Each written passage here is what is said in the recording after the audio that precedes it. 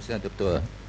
Baru-baru ini politik di Malaysia ada menjadi semakin kasar dan kesat, termasuk di dalam Dewan Yang Mulia ini, di mana fitnah dan dusta disebarkan tanpa conscience dan compunction.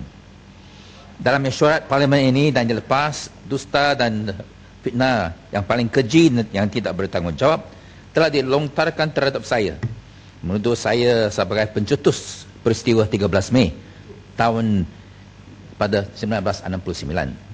Selama 4 dekad ini, pihak polis, pasukan keselamatan dan kerajaan tidak dapat menentukan siapa sebenarnya yang mencetuskan rusuhan Mei 13 dalam tahun 1969.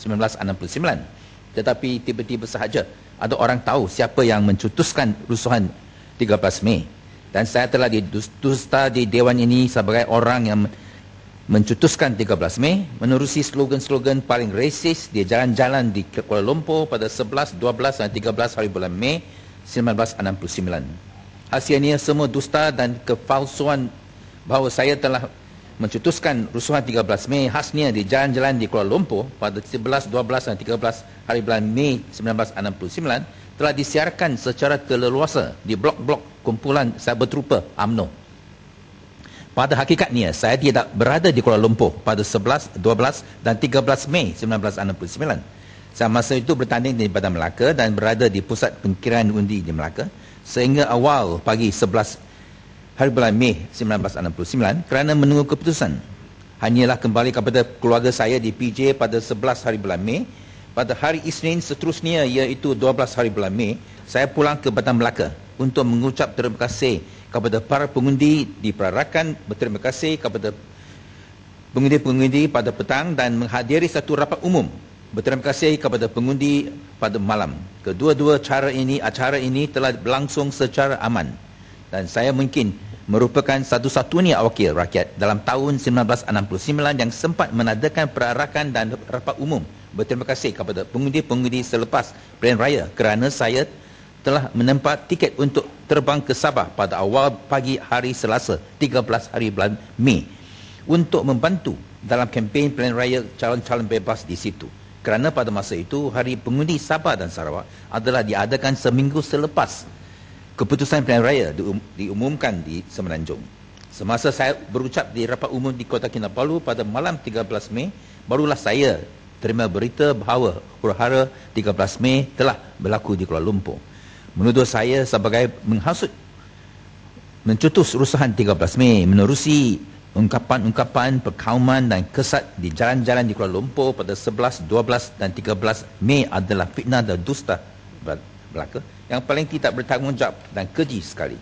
Sebenarnya dalam ucapan saya pertama di Parlimen pada 23 hari bulan Februari 1971 setelah saya dibebaskan daripada tahanan ISA, pertama saya serta setelah Parlimen dipulihkan semasa membahas rang undang-undang pindaan perlembagaan 1971, saya telah meniru supaya satu Suruhanjaya Parlimen yang keahlian termasuk wakil-wakil bukan ahli Parlimen yang dihormati dalam bidang mereka masing-masing untuk antara lain mengepastikan punca rusuhan 13 Mei dan membuat cadangan bagaimana untuk mencegah berulangnya rusuhan 13 Mei di masa depan dan menghentikan masalah polarisasi kaum di Malaysia. Berikut adalah apa yang telah saya katakan dalam bulan Julai 1969 semasa membahas penahanan, membalas penahanan saya di bawah ISA, dan saya pasti rekod ini masih disimpan dalam arkaif Kementerian Dalam Negeri dan saya petik. My every public statement and stand was motivated by my sense of Malaysian nationalism and patriotism. I was born in Malaysia and I shall die in Malaysia. I have no other land as my home. I have children who are growing up in Malaysia and who are going to live in Malaysia.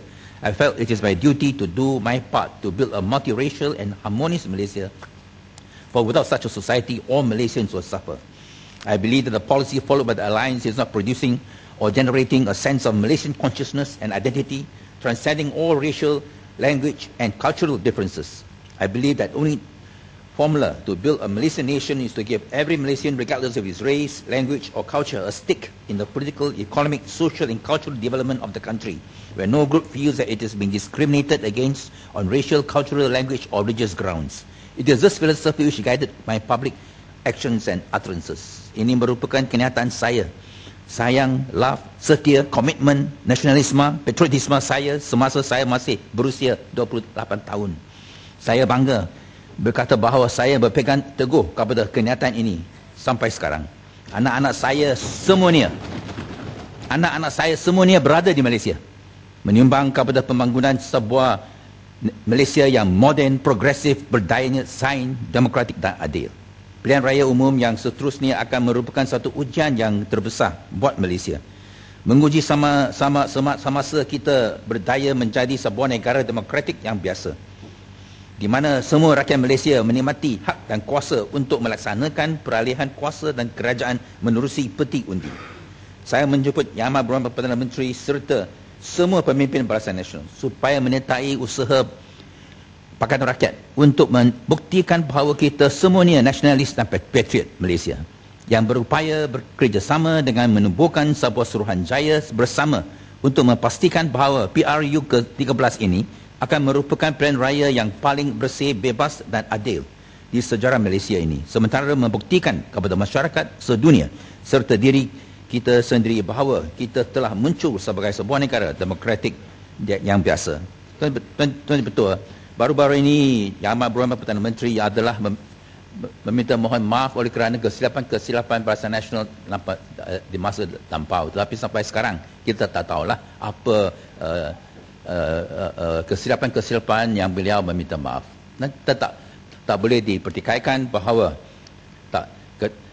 beliau semasa 35 bulan sebagai Perdana Menteri adalah buat banyak kesilapan-kesilapan.